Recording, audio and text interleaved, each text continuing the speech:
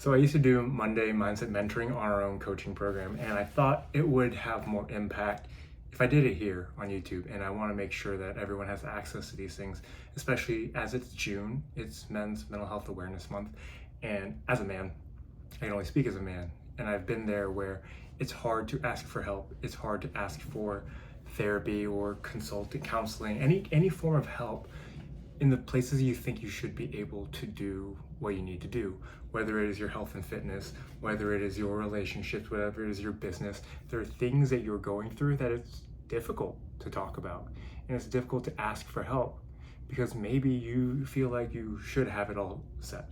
You should have it all done. You should know what you're talking about because you're supposed to step up and be the man and take care of everyone else. But the reality is that if you can't ask for help, how do you expect others to want to come to you for help? One of the first lessons I really learned, having gone to therapy, having worked in the mental health industry for the past 11 years, is that there's no shame in asking for help. If people are going to shame you for it, you don't need them in your life anyways. The people who care about you don't care about you asking for help. The people who want the best for you aren't going to judge you for asking for help. Yeah, people are going to talk. That's kind of a way to filter out who you do or don't want in your life. If you have friends who judge you or make fun of you for going to a therapist, have friends or family who judge you for wanting to do something better with your life, it's a reflection of them and it's not a reflection of you. It'll always be a reflection of others, as maybe they're in a place where they wish they had the balls, the gusto, las ganas to ask for that kind of help. You're not weak, you're strong. There's no shame in asking for help when you need it. One of the things I've had to do the first time I went to therapy was really for my anger. I was a very angry person. I was always upset. And when I was younger, my parents, having been raised in an Asian household, you're even more stigmatized, right? In ethnic cultures, it's keep it in the family. But what if no one in the family knows how to talk about it? Or they don't have the skills to help you in these ways that you need help? Now, my biggest struggle when I was growing up was always with being able to manage my emotions. I know it's really cliche for guys to be like, oh, you can't manage your emotions. But the reality is that no one ever taught you how to do that. Men and women, men especially. Men were told, put it away. And while I agree that if you have a job to do, you put your feelings aside. That doesn't deny the fact that you still have emotions. You get upset. You get sad.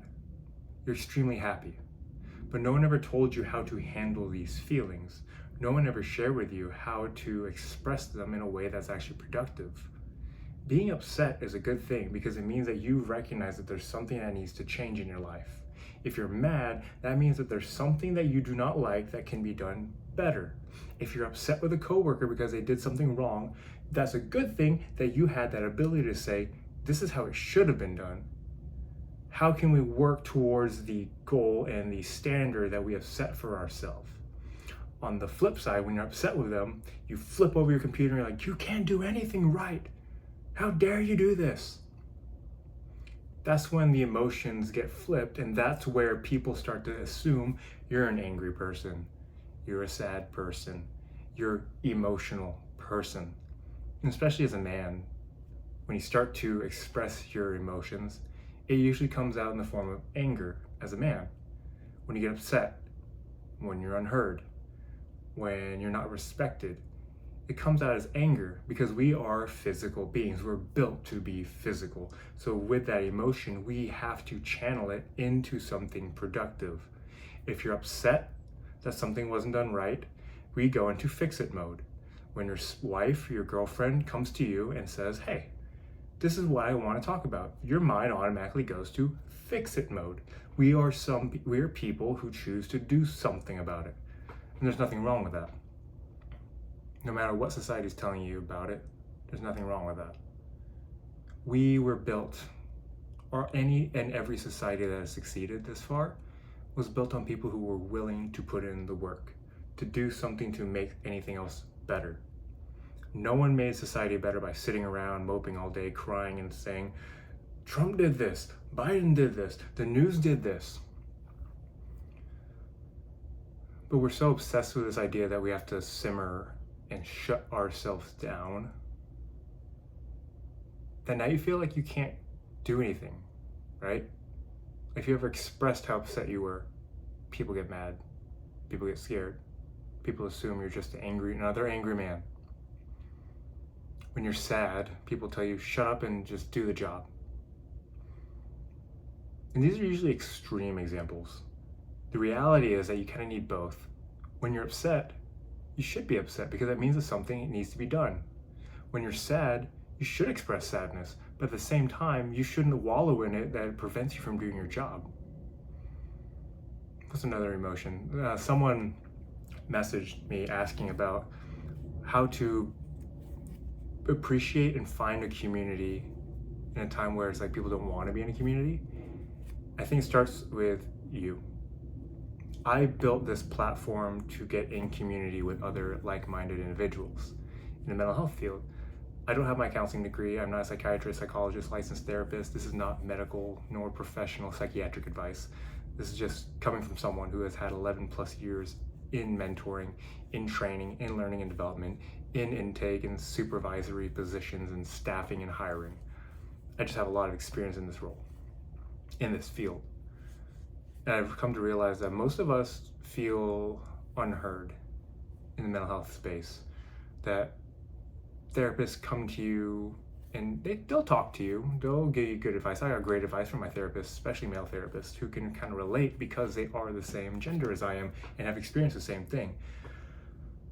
I'm a happily married Christian man, and when you find a happily married Christian therapist, it works out. But not everyone has access to these things, and that's where coaching comes in. Having a mentor, having a coach, having a guide, someone who can share with you the experiences that they've had from your perspective and help guide you along the way so you don't have to suffer in the same way that we have.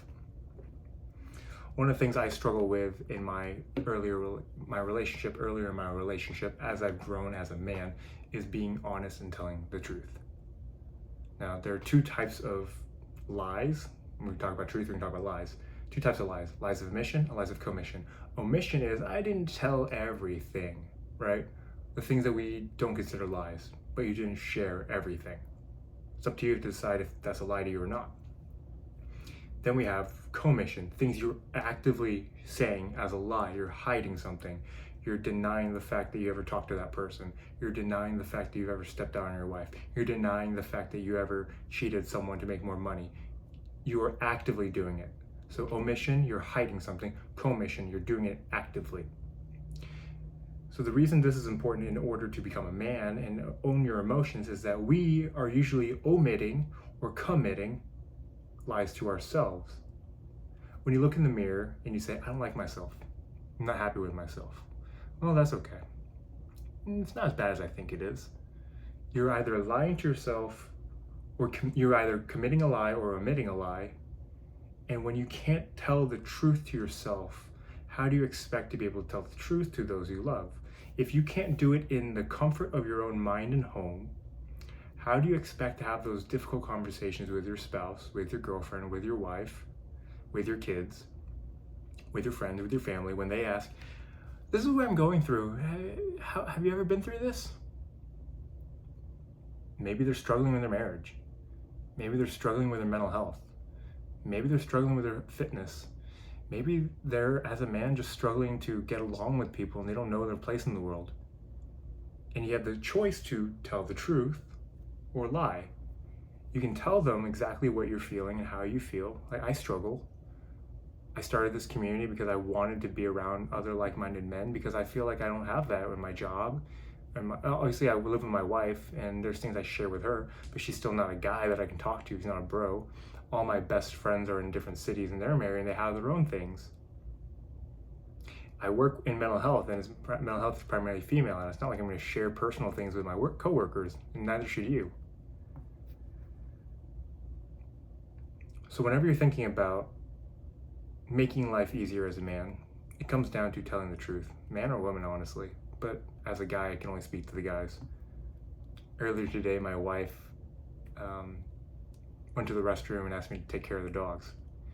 And as I was taking care of the dogs, I got caught up in my emails and my social media, trying to just check, okay, where is this post gone? What is the inside, where is this going? What's popping up now? What can I learn? What can I do?